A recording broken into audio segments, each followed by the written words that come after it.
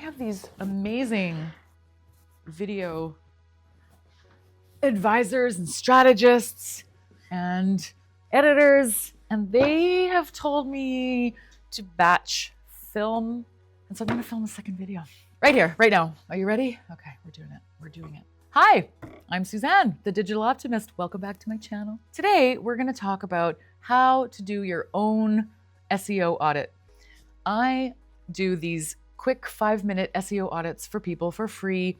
It's a bit of a lead magnet, but it's also part of educating and empowering people to pay attention to their website and their online presence, because it is important. And if you want more business, then it's important to make sure that your website is attracting organic traffic, basically. Like if you're out there, it's funny, I have a whole other video about this, but if you're out there going to networking events or you get a lot of referral traffic, then you don't need to worry about this.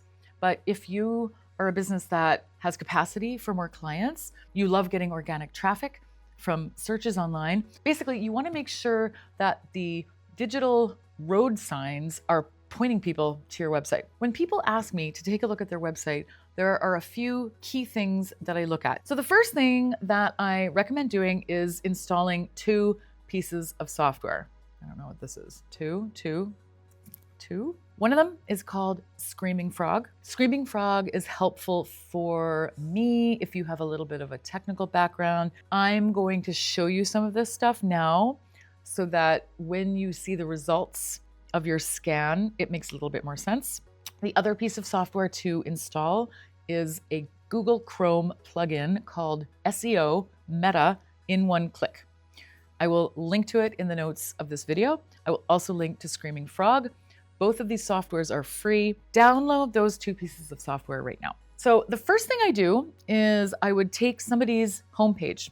Go to your homepage right now, copy the URL, and plug it into the Screaming Frog field at the top and hit start. So that's gonna run, and it is doing a scan of your website. It's gonna take a look at all of the different URLs that you have, like pages that are hidden, your blog posts. And while it's doing that, go back to your homepage and click SEO Meta in one click.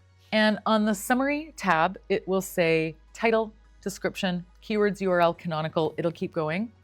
We only care right now about the top 2 things, which are title and description. Your title should be things that people search for.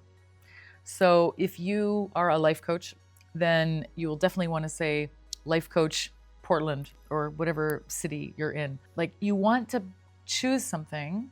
These are where keywords come in, but also your business name. Maybe your name is the brand. So if Lisa Simpson is a life coach in Portland, then that is what you would want your SEO title to be. If Lisa's out there meeting people, she's going to be giving her name to people. People might search that. People might search her business name. People might also search her business type. So it's basically who you are, what you do, and where you are. That should be your title. The next thing is your meta description. You want this to be concise.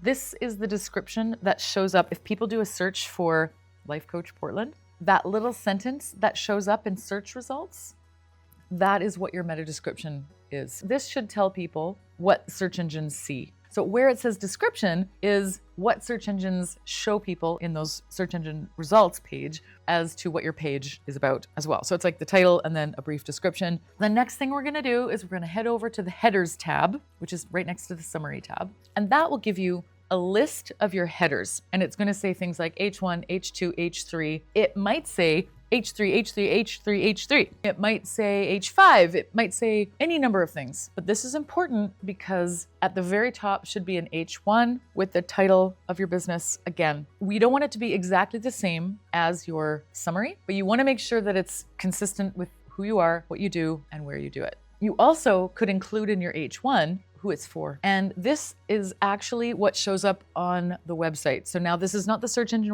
results page. This is the actual information on your page. Like for example, mine right now says SEO and website help for small businesses who want more business. That is the banner image on my homepage. And then underneath that, we've got H2, need help with your SEO. 2, how I help. 2, how it works. It's a list of headings on your page. Now, what you don't want is these to be all out of order. You don't want them to be cute phrases. I see this all the time where people don't think twice about their headers. They just write quotes that have nothing to do with their business, or they're inspirational but not keywords that people would be searching for. Don't do that. So just take a look at that.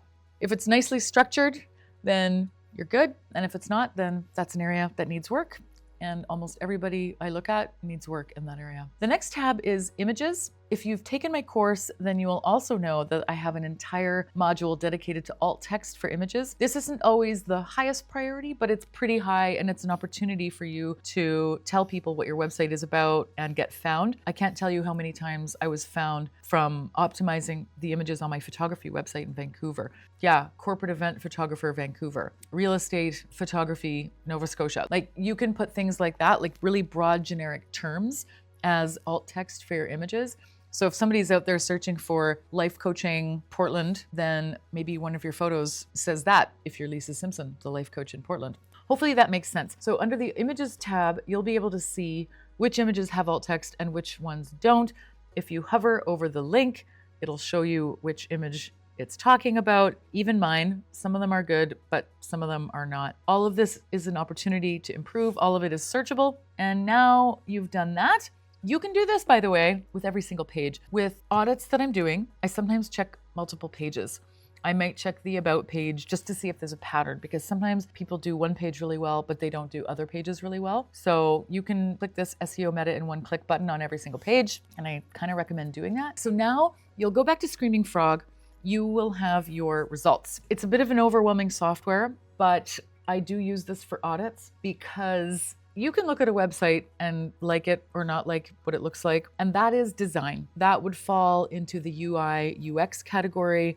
Do people want to spend time on your website? Is it clear what you do? Is it easy for people to get a hold of you? That is SEO, but it's also user experience, and you can have terrible SEO and still do well with design. Screaming Frog will identify the areas that are technical that need work, and these things are as important, if not more important, than the design elements. I would say both are important. On the left of Screaming Frog, you have a bunch of tabs. And on the right, you also have a bunch of tabs. So the thing I look at for audits is where it says issues. So we're gonna click on the tab that says issues, and there you will have a long list of things that you have no idea what they're about. What you're gonna do is you're going to sort these lists if you click on issue type and then issue priority. So you can sort them. You can sort each column. I like going to issue type because it sorts by high, medium, and low. And as somebody who's just doing a quick audit, I just talk about the high priority items. Sometimes they are coding related. Sometimes they are H1 related. Sometimes they are 404. Like, a lot of stuff will be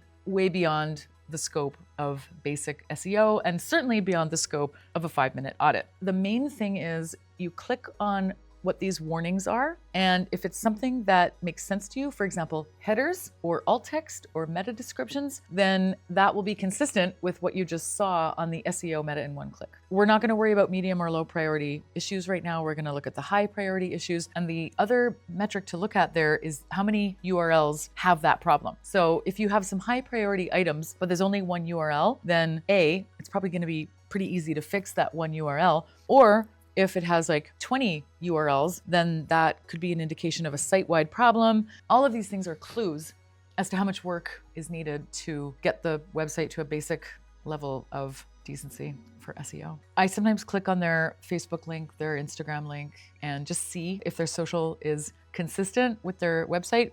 So do that. Look at it from the lens of somebody who has never seen your website before. Like, if somebody just landed on your website and then they're like, oh, let's check them out on Instagram.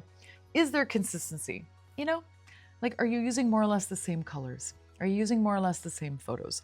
Is there brand coherence between all of your online presences? Sometimes I just Google the business, because you really should show up on the first page for your own business if you type in your business name. I have done business with people who don't, and so that's a clear sign that work needs to be done. But I mean, if you're just Googling life coach Portland, I mean, Lisa Simpson is probably not going to be on page 1.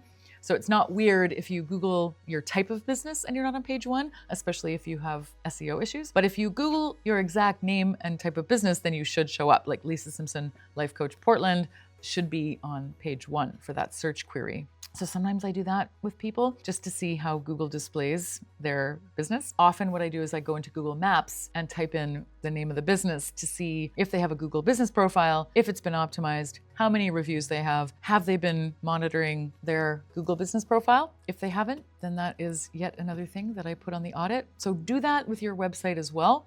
Type in your business into Google Maps and see if you show up, because people search using Google Maps. Definitely if you have a bricks and mortar business, you definitely want to be showing up on that map. So that's probably more than enough for a 5-minute audit. And full disclosure, much like this video, I do tend to go over 5 minutes with my audits. I do try for under 10 though. So the idea is that these are not deep technical audits. It's meant to be an overview.